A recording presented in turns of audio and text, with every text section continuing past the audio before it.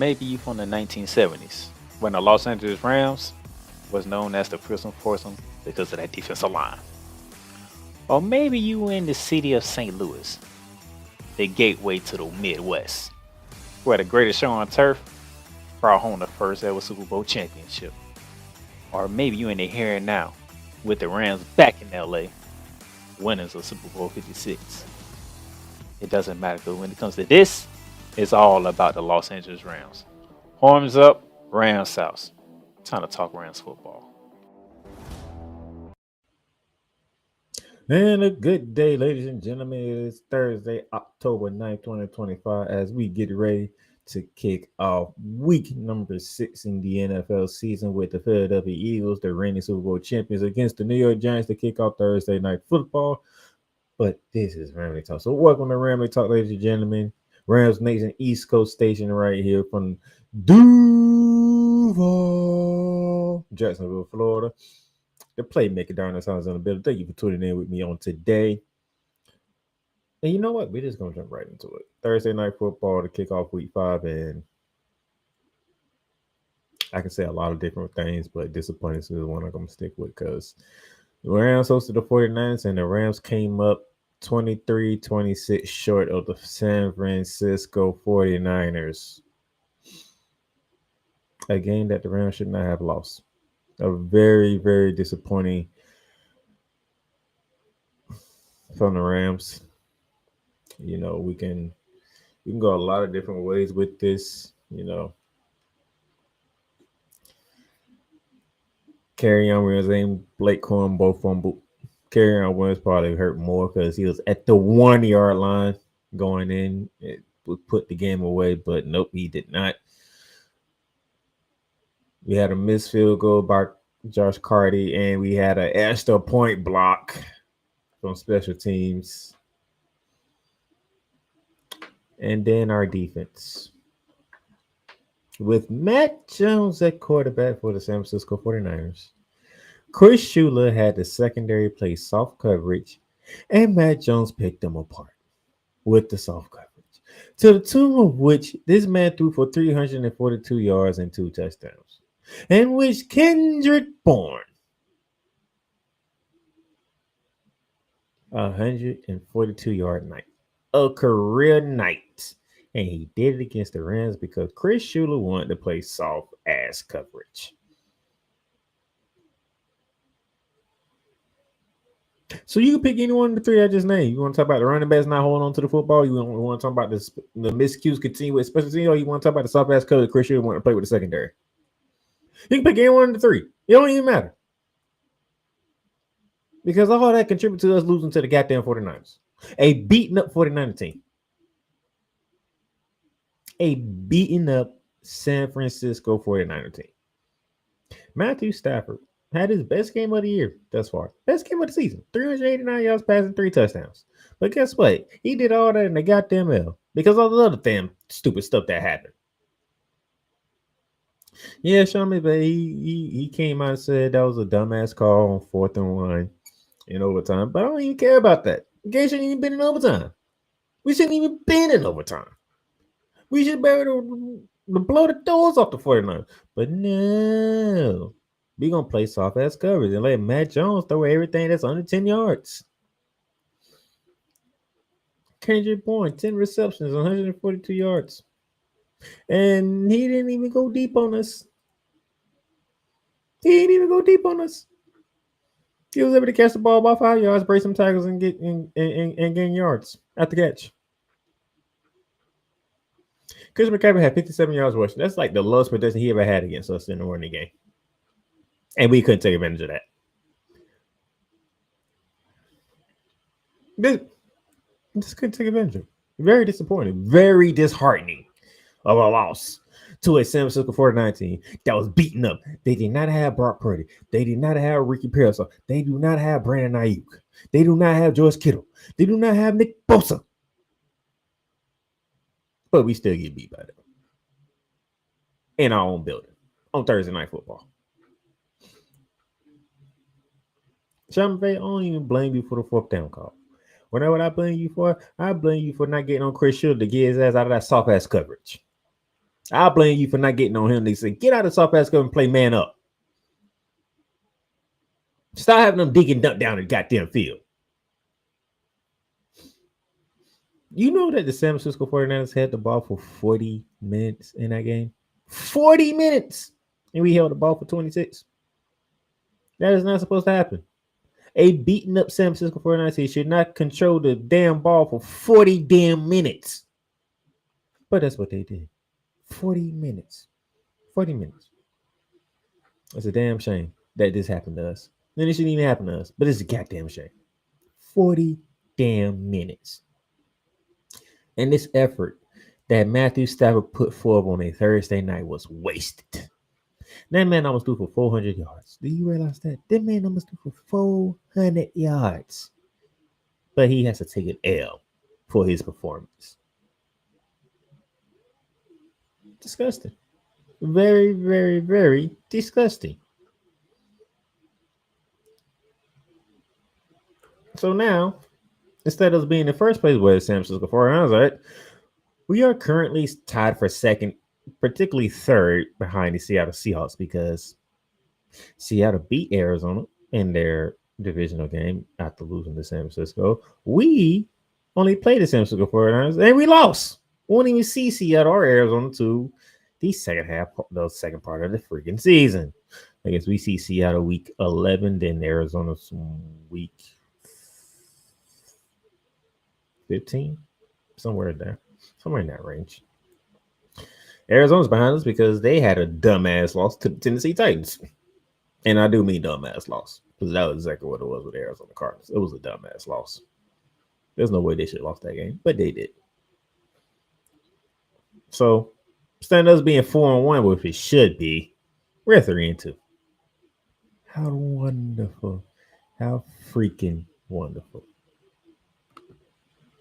Hey, Eagles fan.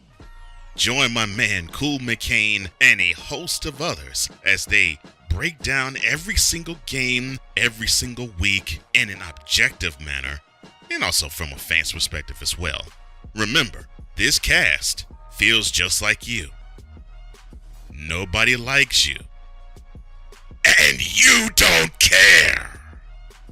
Fly, Eagles, fly. Eagles Elite Podcast. Every Wednesday at 8:30 p.m. Eastern on YouTube and other podcast outlets.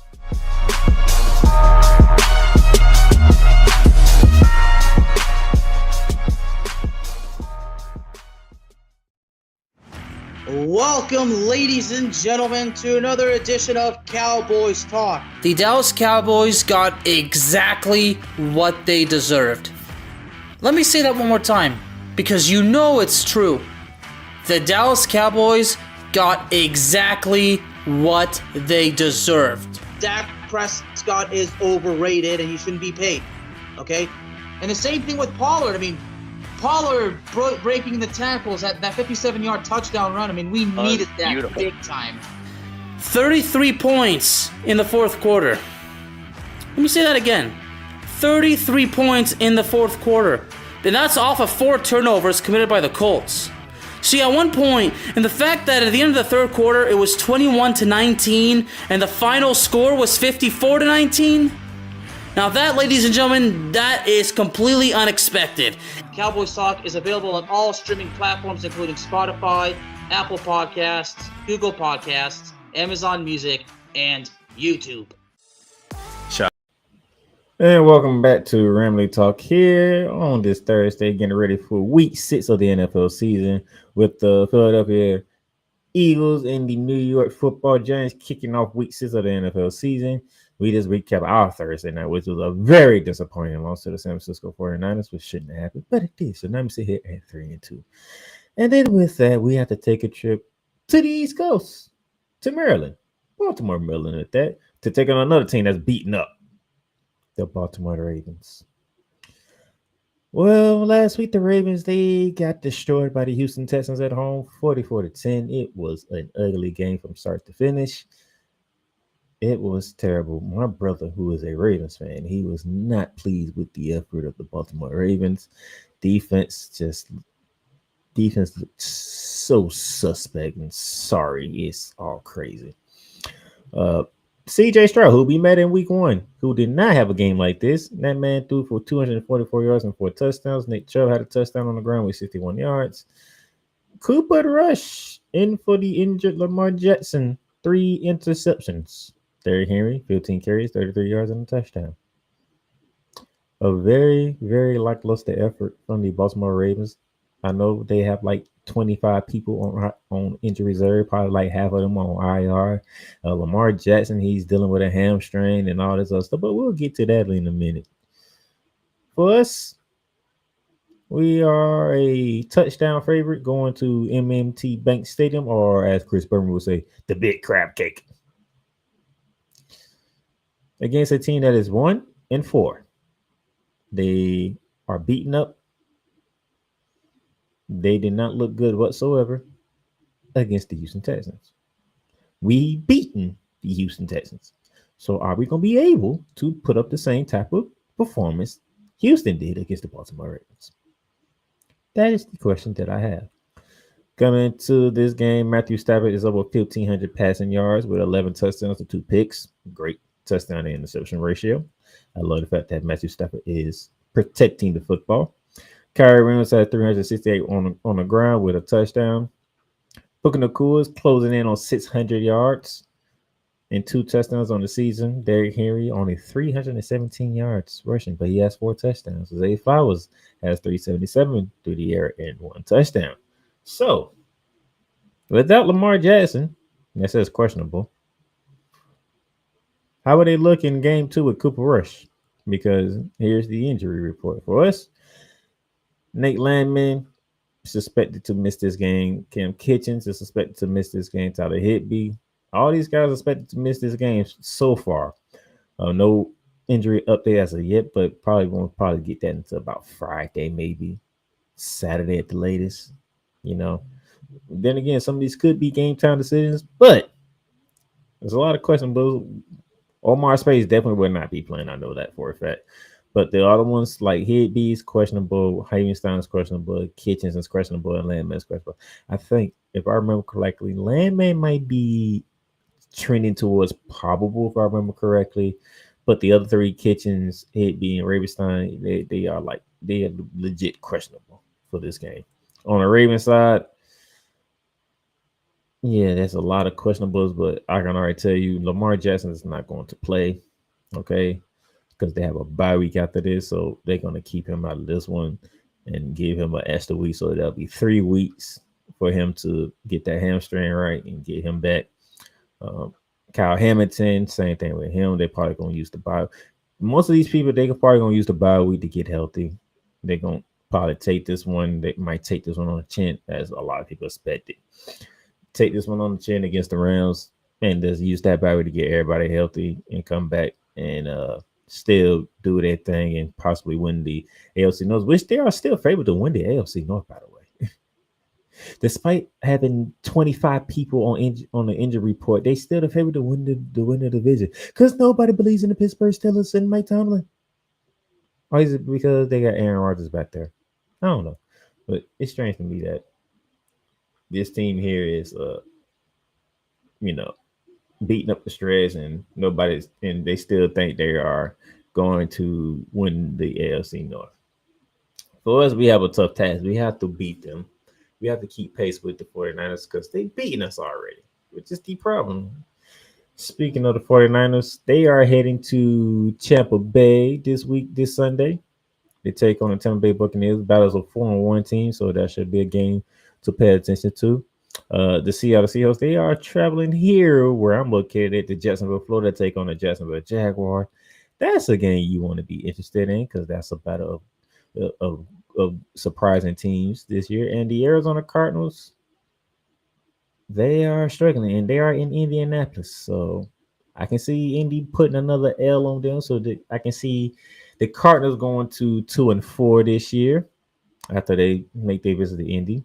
I don't know how you come back from that. I really don't know how. When you lose in the fashion that the Arizona Cardinals lost, I don't know how you come back for that. I really don't.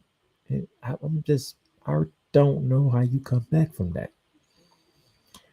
Seattle Jacksonville, that should be a good game here in Duval County. I'm looking forward to that game. That should be a very good game. We are in Baltimore. We should win that one, but who knows what type of game plan our coordinators are going to come up with. McVay and Chris Schuler. And then San Fran's at Tampa. That's going to be an interesting game. That's a 425 game, and it's going to be on CBS. So that might tells me we might have Jim Nance and Tony Romo calling that game. So some things to look forward to. We have to get this dub in Baltimore because after that, we go to London to take on the Jaguars. So, Sean McVay, Chris Schuler, do your goddamn job. Go over to Baltimore, get you a win, and then prepare your asses for a London trip. Because we shouldn't be 3-2 right now. We should be 4-1. But y'all asses didn't want to do your damn job. So that's all I got. I wanted to make this quick and short because I didn't want to take too much time. So thank you for tuning in to Ramily Talk today. Thank you for watching. If you're watching on the Playmakers Blog YouTube channel, hit that subscribe button, hit that notification bell. If you're watching on my personal LinkedIn page, go ahead and hit me a follow on LinkedIn and then go over to the Playmakers Blog YouTube channel and hit that subscribe and notification bell. And if you listen on any podcast directors, whether it be Spotify, Apple Podcasts, Amazon Music, iHeartRadio, or wherever else you can find your podcasts at, follow Ramily Talk, subscribe to Ramily Talk so we can continue covering the Los Angeles Rams as we do right here. Rams Nation, East Coast Station. Thank you for tuning in. I will see y'all next week after the Rams play the Baltimore Ravens and we take the trip to London.